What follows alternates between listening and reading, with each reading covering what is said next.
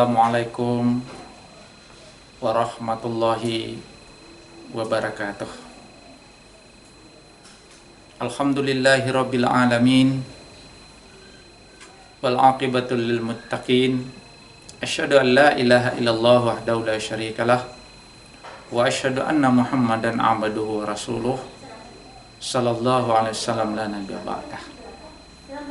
Pertama sekali, marilah kita bersyukur kepada Allah Subhanahu wa taala dengan segala rezeki yang diberikannya kepada kita, sehingga pada saat ini kita masih dapat menjalankan ibadah kepada Allah Subhanahu wa taala. Kemudian marilah kita mendoakan semoga Allah Subhanahu wa taala dapat menyampaikannya kepada junjungan besar kita Muhammad sallallahu alaihi wasallam.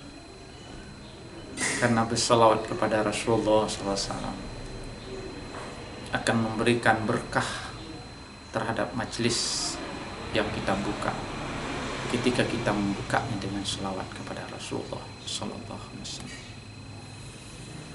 Kaum muslimin dan muslimat, para pemirsa yang dirahmati Allah. Sebelumnya kita sudah berbicara tentang teori konsumsi dalam perspektif Islam. Maka pada saat ini kita akan berbicara tentang bagaimana pula teori produksi dalam perspektif ekonomi Islam. Secara sederhana, produksi bisa kita maknai adalah bagaimana upaya hal-hal yang dapat dilakukan oleh seorang sehingga dapat menghasilkan barang atau jasa, bisa melahirkan output. Di dalam teori konvensional, maka sesungguhnya produksi itu sangat erat hubungannya dengan keuntungan finansial. Maka ketika keuntungan sudah menjadi maksimal, maka produsen akan berhenti untuk memproduksi barang itu. Maka orientasinya secara konvensional adalah maksimal terhadap keuntungan.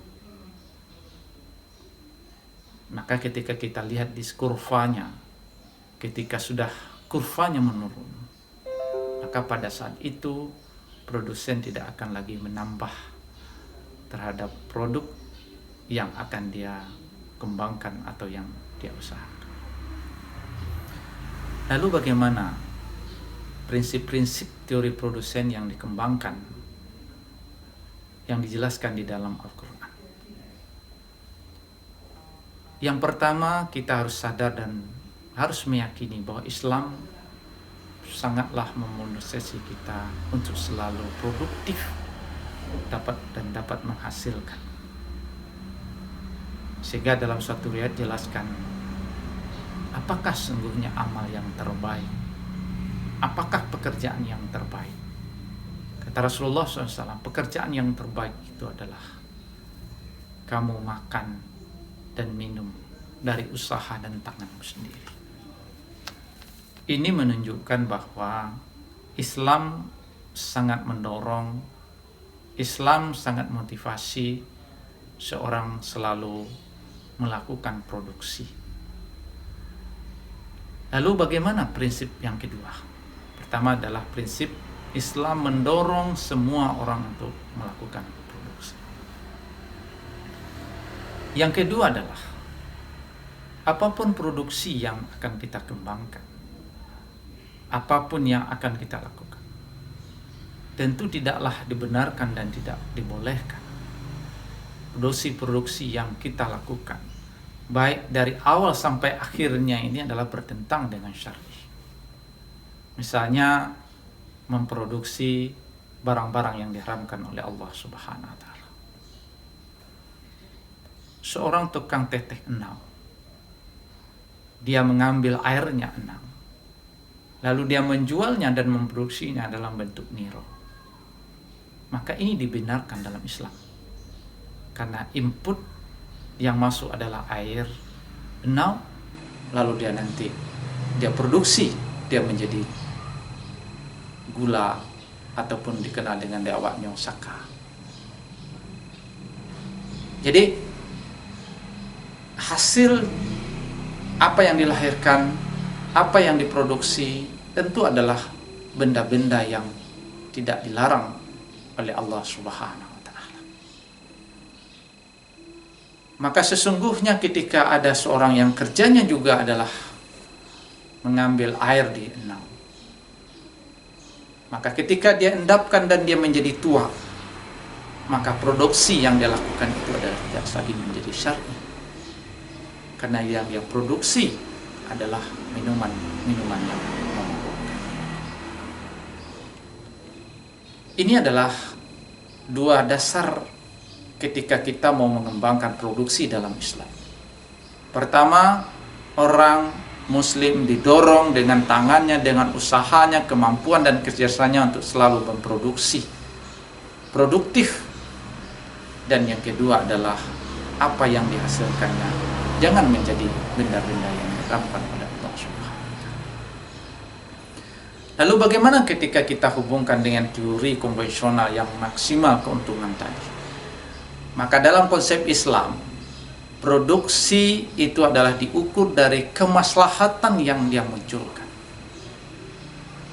Maka selama maslahahnya masih semakin tinggi maslahahnya yang dia lahirkan, maka ini adalah tetap dilakukan motivasi untuk memproduksinya. Meskipun nanti secara material keuntungan yang tidak peroleh jadi tidak lagi maksimal.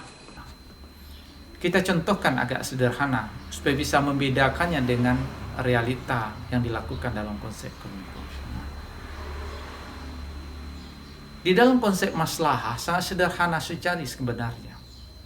Apa yang diproduksi oleh produsen itu adalah, pertama, dia harus mendatangkan manfaat yang maksimal, dan yang kedua adalah akan mendatangkan pahala yang maksimal juga.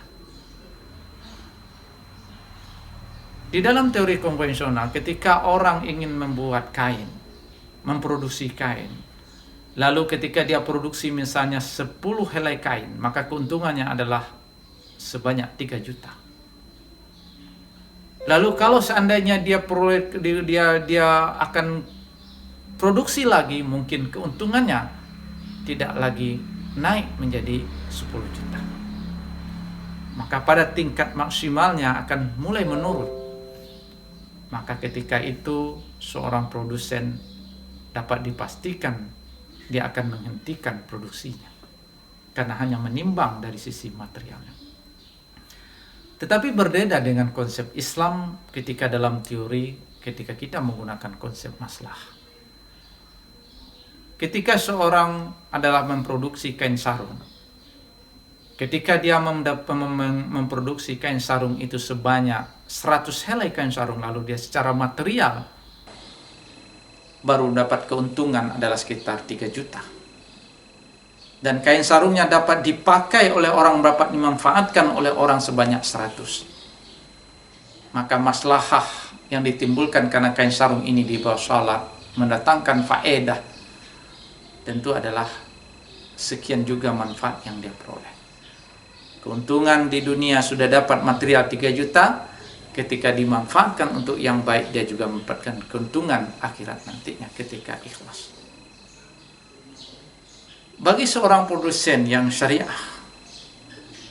kalau seandainya memang masih orang membutuhkannya, maka dia akan berpikir, kalau saya produksi sebanyak 100 lagi, meskipun keuntungannya tidak lagi menjadi 3 juta, tetapi hanya misalnya 500.000, dengan menambah orang, menambah banyaknya pekerja, menambah lagi terhadap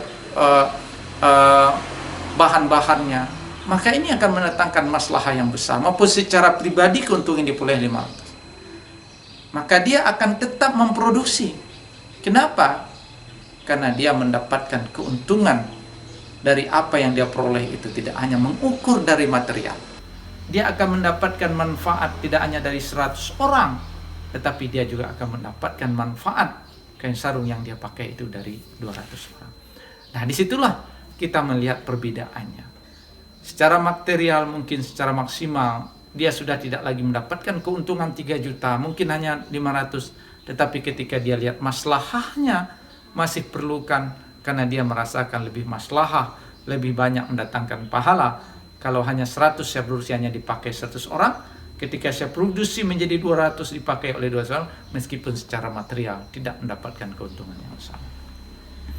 Kaum muslimin dan muslimat, para pemirsa yang dirahmati oleh Allah, maka disitulah alat ukur yang menjadi perbedaan bagaimana teori produksi yang dikembangkan di dalam konvensional dan syariah. Di dalam kajian ekonomi Islam, yang dia ukur itu adalah maksimal terhadap maslahah yang akan dimunculkannya. Teori maslahahnya sederhana, manfaat yang diperoleh ditambah dengan pahala yang dia peroleh. Semakin banyak dia memproduksi, semakin banyak orang yang memanfaatkan, meskipun secara material keuntungannya tidak lagi maksimal. Kaum muslimin sidang jamaah yang dirahmati oleh Allah, maka teori dua ini, konsumsi dan produksi, sama ukurannya adalah ketika kita mengkonsumsi, konsumsilah hal-hal yang mendatangkan maslahah lebih banyak.